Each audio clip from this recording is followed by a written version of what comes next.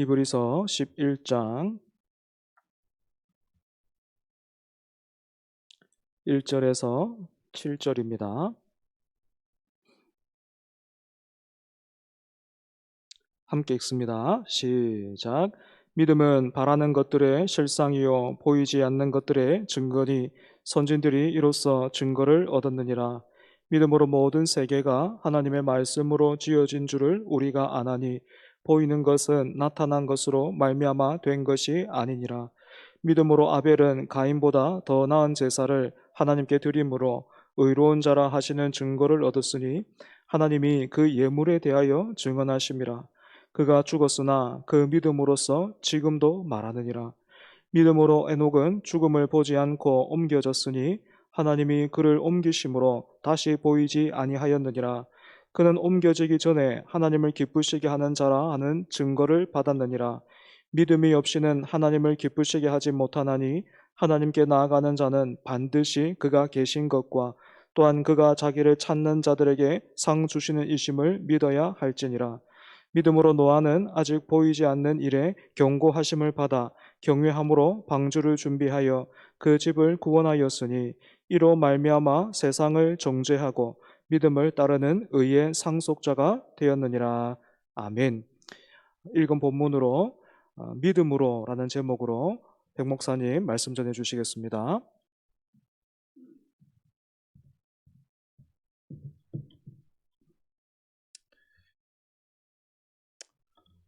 오늘도 이 저녁에 하나님의 거룩한 말씀만이 주실 수 있는 그런 참된 은혜와 또 참된 위로와 또 소망이 또 저와 여러분의 심령 가운데 가득 충만하기를 간절히 바랍니다.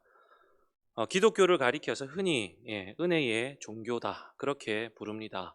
왜 그렇게 우리 기독교를 가리켜서 은혜의 종교 그렇게 부르겠습니까? 왜냐하면 하나님이 자격 없는 사람들에게 은혜를 베푸셔서 죄에 대한 용서와 하늘에 속한 신령한 복을 값을 치르지 않고 얻게 되었기 때문에 우리는 우리 기독교를 가리켜서 은혜의 종교다 그렇게 부릅니다. 저와 여러분이 구원받은 것, 즉 천국 백성으로 살아가게 된 것은요 바로 은혜 아니면 감히 설명할 수 없는 것입니다. 때문에 이런 은혜의 시대를 살아가는 저와 여러분의 신앙에서 반드시 필요한 요소가 있습니다. 우리는 그것을 믿음이라고 부릅니다. 은혜의 시대를 사는 성도는요 과연 믿음으로 사는가 하는 이것이 굉장히 중요한 일입니다. 왜냐하면 하나님의 은혜가 주어지는 통로가 바로 믿음이고요. 은혜를 경험한 사람만이 믿음으로 하나님 앞에 반응할 수 있기 때문에 그렇습니다. 지난 시간에 저희는 10장을 마무리하면서 저자는 유명한 구절이죠. 나의 의인은 믿음으로 말미암아 살리라 라고 하면서 독자들에게 믿음을 요구함으로 10장을 마무리했었습니다. 그리고 그 믿음에서 강조된 것은 무엇이었냐면 바로 인내의 측면이었습니다. 흔들리는 신앙의 여정 속에서 우리가 하나님의 은혜로 살 수 있는 비결은 결국 믿음이 있어야 한다는 것이었고 그 믿음으로 인내해야 함을 저자는 전하고 있습니다. 성경을 연구하는 학자들의 보고에 따르면요, 믿음이라는 말이 성경에 무려 250번 정도가 등장을 하고요. 또한 믿는다라는 말은 500번 이상 나온다고 합니다. 그 정도로 믿음은 성경이 가르치고 있는 아주 중요한 덕목 중에 하나입니다. 이 믿음이 없이는 하나님의 은혜와 복이 우리의 것으로 적용될 수 없기 때문에 아마도 성경의 저자들은 그렇게나 많이 믿음을 외쳤는지도 모르겠습니다. 자, 그런데 문제는요, 그렇게도 많이 말하고 듣는 이 믿음이라고 하는 것이 무엇인가? 이 믿음이라고 하는 것이 과연 무엇인가 하는 것입니다. 사랑하는 여러분, 믿음이 무엇입니까? 사실 믿음, 잘 알고 있는 것 같지만 이 믿음이 무엇인지 사실은 그 개념이 굉장히 추상적이고 모호한 것도 사실이고요. 한마디로 정의하기도 어렵고 잘 안다고 생각하지만 설명하려고 하면 입이 떨어지지 않는 것도 사실입니다. 제가 언젠가 이 똑같은 본문으로 말씀을 전한 적이 있는데요. 이 믿음이란 무엇인가 하는 질문이 사실 설교를 준비하는 저를 상당히 괴롭혔던 기억이 있습니다. 믿음이라는 것을 딱 하나의 문장으로 정의 내릴 수 없었기 때문에 굉장히 고생했던 기억이 있습니다. 그래서 교회에서 만나는 사람들 여러 명을 붙잡고 과연 믿음이 뭐라고 생각하십니까? 그렇게 물어본 적이 있습니다. 뭐 어떤 사람들은 하나님을 사랑하는 마음이요, 그렇게 말을 하기도 했고요. 또 어떤 청년들은 방향입니다.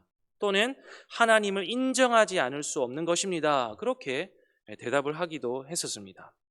예전에 우리 담임 목사님이랑 부산에 같이 있을 때에 목사님이 수요 설교할 때 제 기억으로는 아브라함 이야기를 하셨던 것 같은데, 그때 뭐라고 말씀하셨냐면 믿음은 버티는 겁니다. 그렇게 말한 적이 있는데요. 그게 아직도 기억이 나는데 저 또한 그 말이 깊이 공감이 돼서 요즘에도 누군가 믿음이 무엇입니까? 라고 물으면 믿음은 버티는 겁니다. 믿음은 견디는 겁니다. 그렇게 말을 하곤 합니다. 어쨌든 이 믿음은요, 어떤 한 문장으로 정의하기 힘든 것입니다. 사랑하는 여러분, 과연 믿음은 무엇이겠습니까? 자, 오늘 우리가 읽은 히브리서 11장은요, 대단히 유명한 장입니다. 소위 믿음장이라고 불리는 유명한 본문입니다. 아마도 믿음이 무엇일까를 고민하는 성도들이라면 바로 이 히브리서 11장을 가장 먼저 떠올릴지도 모르겠습니다. 때문에 우리는 이 11장 본문을 유념해서 보면서 믿음은 무엇이고 또 제시된 믿음의 많은 모델들을 보면서 믿음의 본질이 어디에 있는지를 잘 배우고 또 우리 또한 그렇게 살아낼 수 있으면 참 좋겠습니다. 자, 오늘 본문 1절은요, 믿음을 가리켜서 이렇게 말을 하고 있는데요. 우리 다시 한번 1절 말씀을 같이 한번 읽어 보도록 하겠습니다. 1절입니다. 시작. 믿음은 바라는 것들의 실상이요 보이지 않는 것들의 증거니. 자, 저자가요, 믿음은 이런 거야 하면서 말을 하기는 했는데 사실 그 의미가 무엇인지 정확하게 파악이 안 되는 것이 사실입니다. 믿음은 바라는 것들의 실상이다, 보이지 않는 것들의 증거다, 그렇게 말을 했습니다. 여러분들은 이 말이 선뜻 이해가 가십니까? 자, 이 구절을 이해하기 위해서는 바라는 것들, 실상, 보이지 않는 것, 또한 증거라고 하는 이 말들이 무엇을 의미하는지 이해할 필요가 있습니다. 바라는 것들, 그리고 보이지 않는 것들, 이것은요, 둘 다 같은 것을 의미한다고 할 수 있겠는데 성도가 얻게 될 구원을 의미하는 것입니다. 자, 그렇다면 실상은 무엇이고 증거는 무엇이겠습니까?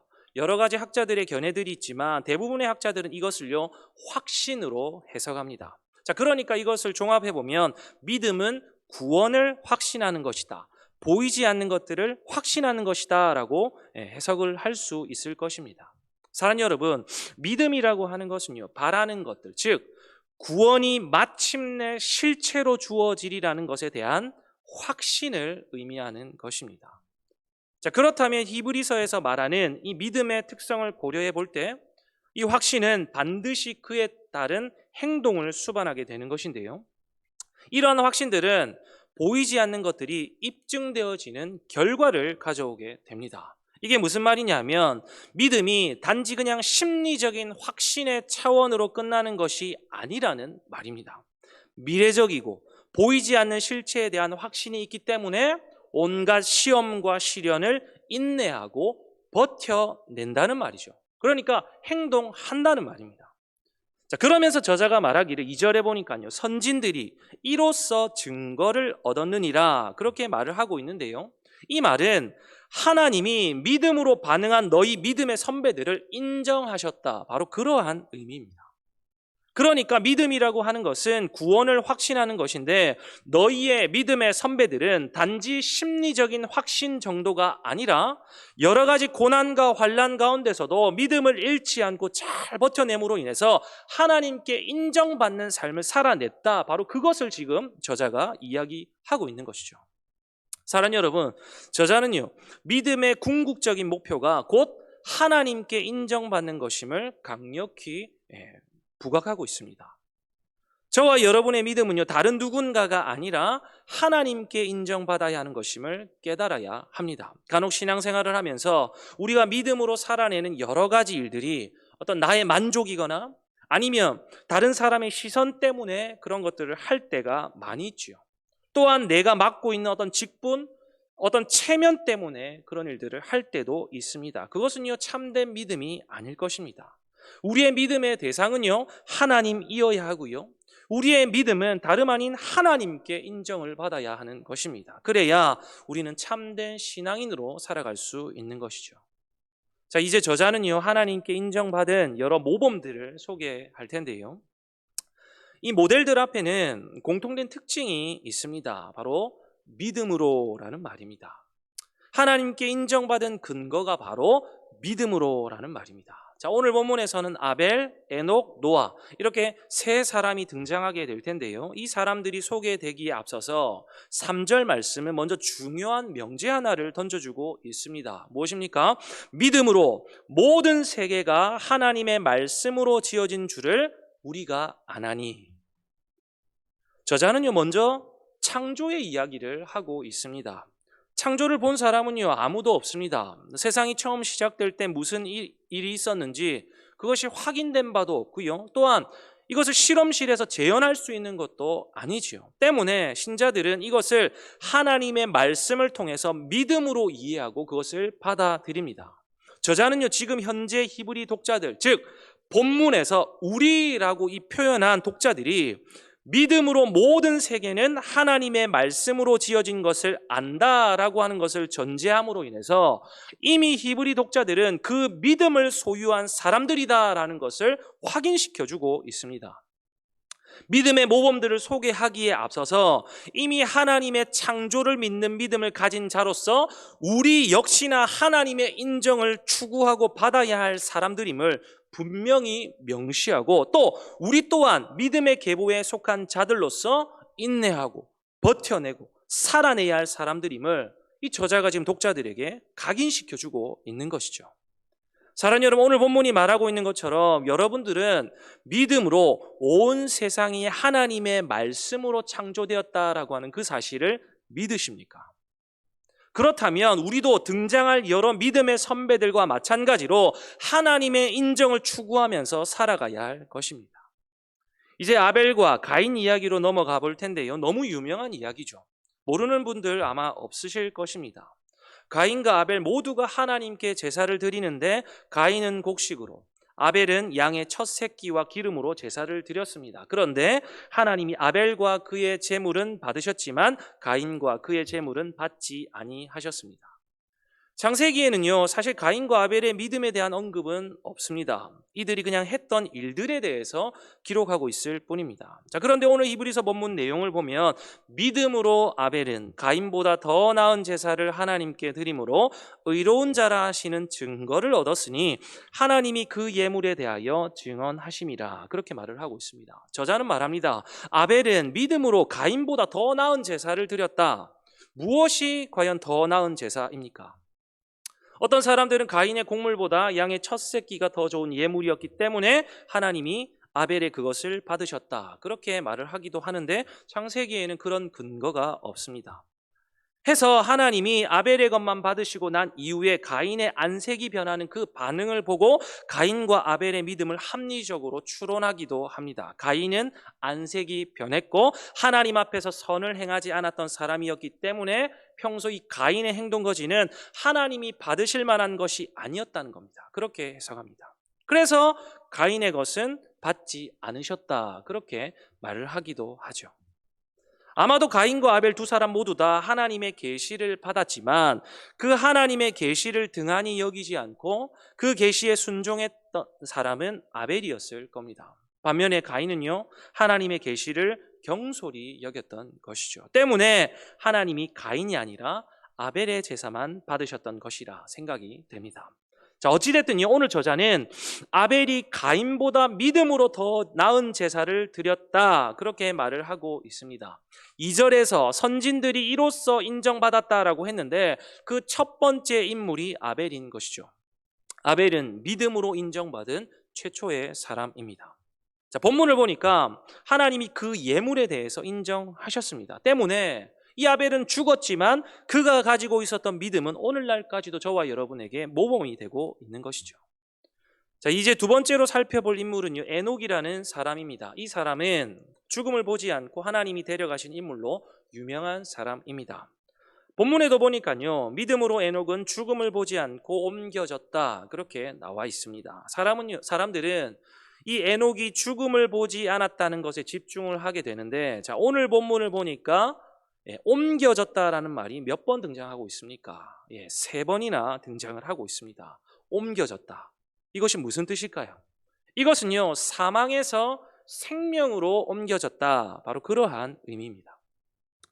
히브리서 저자는요, 지금 독자들이 에녹처럼 죽음을 피할 것이라 기대하지는 않았습니다.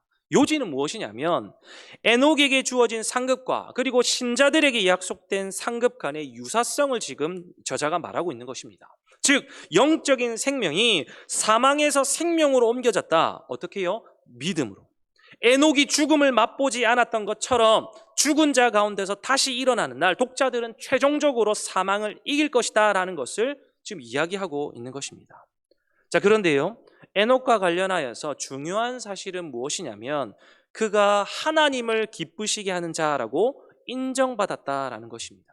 창세기에 보면 에녹은요 65세에 무두셀라를 낳습니다. 그리고 무두셀라가 태어난 이후로 300년 동안 에녹은 하나님과 동행을 했습니다. 그리고 365세가 되던 해에 하나님이 그를 데려가셨기 때문에 에녹은요 죽음을 보지 않았습니다. 그렇다면 에녹이 하나님을 기쁘시게 하는 자라고 인정받은 이유는요, 그가 하나님과 동행했다는 사실에 있습니다. 그가 어떻게 하나님과 동행할 수 있겠습니까? 바로 믿음 때문입니다. 하나님이 천지를 창조하셨다는 그 믿음, 또한 하나님의 존재에 대한 믿음이 있었기 때문에 그는 하나님과 300년을 동행하면서 그분의 기쁨으로 인정받았던 것이죠.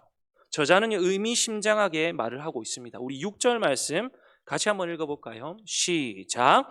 믿음이 없이는 하나님을 기쁘시게 하지 못하나니 하나님께 나아가는 자는 반드시 그가 계신 것과 또한 그가 자기를 찾는 자들에게 상 주시는 이심을 믿어야 할지니라. 사랑하는 여러분, 에녹은요 하나님을 기쁘시게 하는 자로 인정을 받았는데 믿음이 없으면 하나님을 기쁘시게 못한다라고 저자가 말을 하고 있습니다.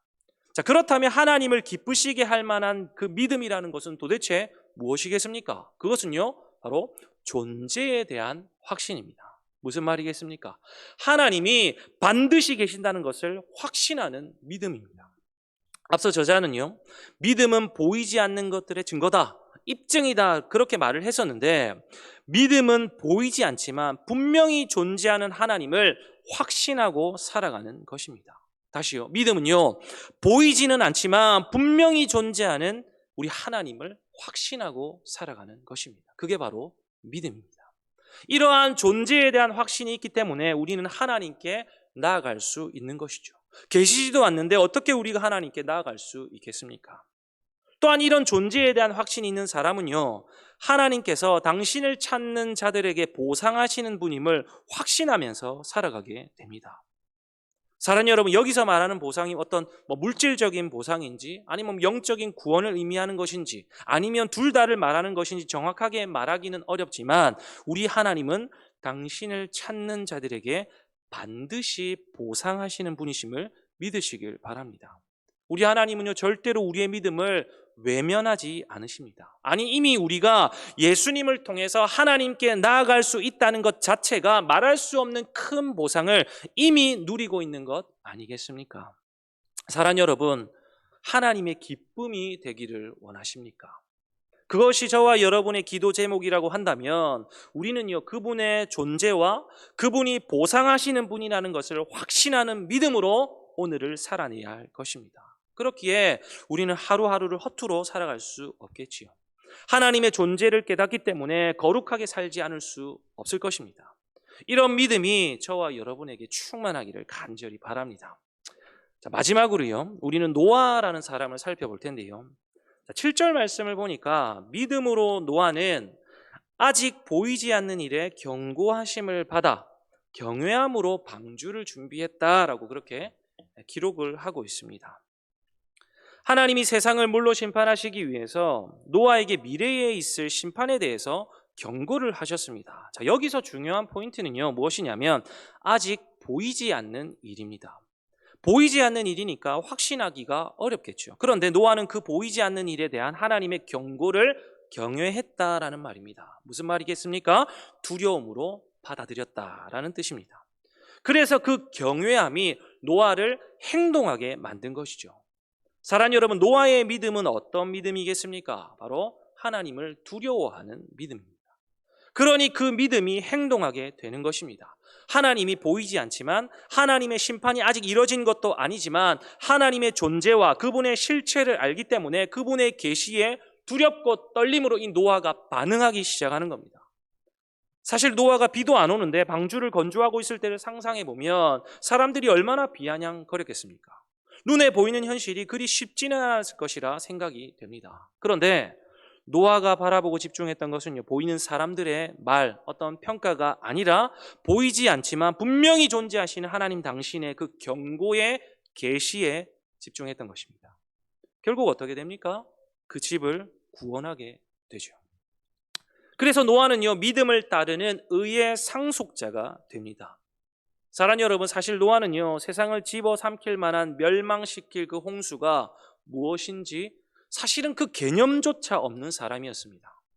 홍수가 며칠을 내릴지, 얼마나 내릴지, 어디에 내릴지 사실 이 노아가 가늠이나 했겠습니까?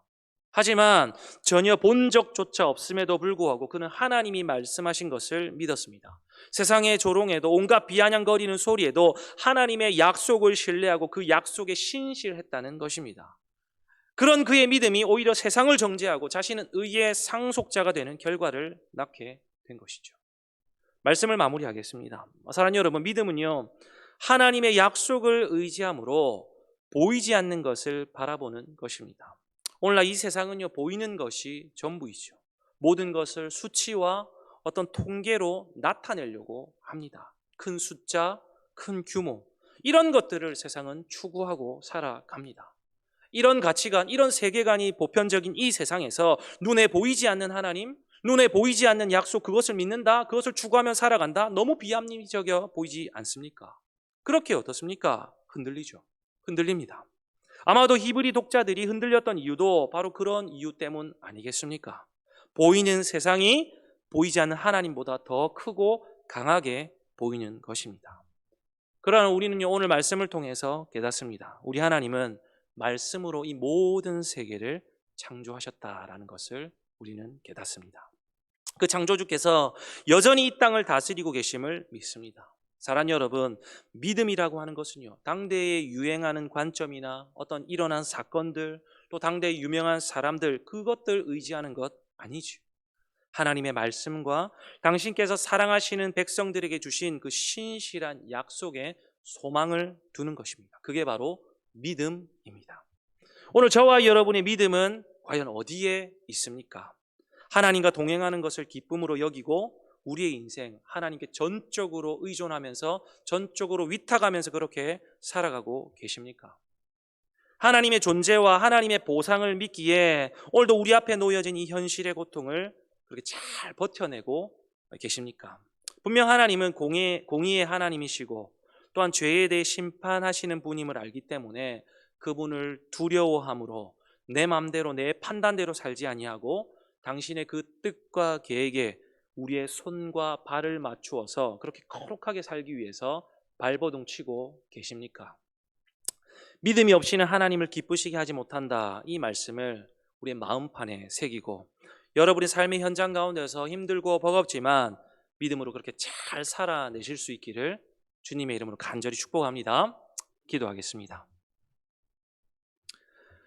사랑하는 주님, 연약한 저희들에게 믿음을 허락하여 주시옵소서. 우리가 하나님의 기쁨이 되기를 원하지만 주께 보여드릴 믿음이 없습니다. 저희들을 긍휼히 여겨 주시옵소서. 보이는 세상이 전부인 것처럼 살아가지 않게 하시고 보이지 않지만 분명히 존재하셔서 온 우주 만물을 운행하시는 그 하나님만을 의지하며 살아가는 저희들 될 수 있도록 축복하여 주시옵소서. 마지막 날 주님 다시 오실 때에 우리의 믿음이 하나님께 인정받은 믿음 될 수 있도록 우리를 붙들어 주시옵소서. 하나님, 특별히 튀르키예 지진으로 고통당하는 자들 불쌍히 여겨주시고 더 이상 피해가 커지지 않도록 주님 눈동자와 같이 지켜보호하여 주시옵소서. 속히 회복될 수 있도록 강권적으로 역사하여 주시옵소서. 감사드리고 예수님의 이름으로 기도드립니다. 아멘.